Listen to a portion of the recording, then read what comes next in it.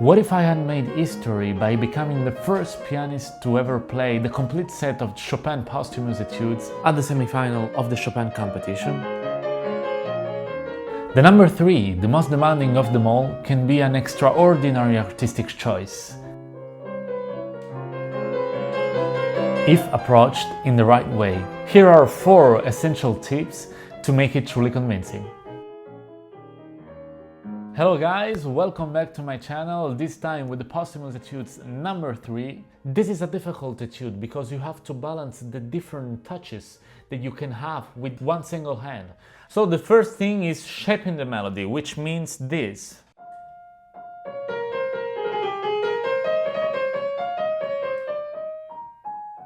You have to know what you want from the melody, how you would sing that. Because that's the first thing that you can do. You have to be able to sing a melody in order to know how you want it. Second tip is how you control the accompaniment. The right hand accompaniment is staccato.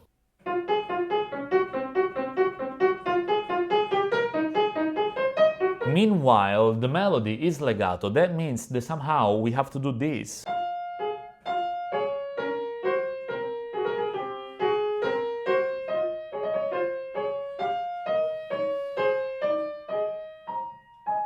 That's the kind of study that you have to do. So really have the perception that the 2 touches that you have on the first and second fingers for accompaniment and on the third, fourth and fifth finger for the melody has to be completely different, but you really have to feel the kind of, different touches. Of course, then everything is a little bit more helped with the pedal because usually you have...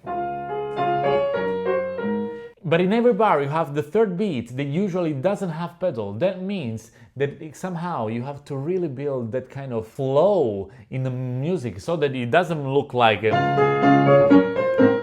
there's so much difference between the legato.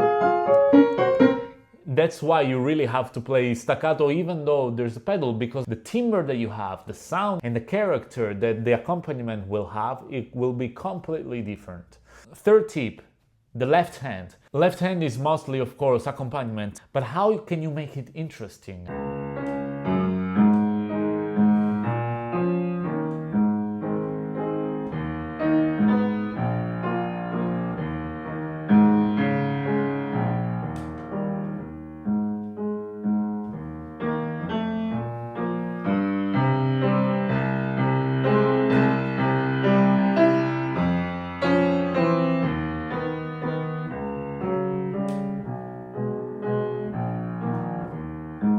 So the most interesting thing that a pianist can do is how he balances the voicing and how he's able to make you listen everything.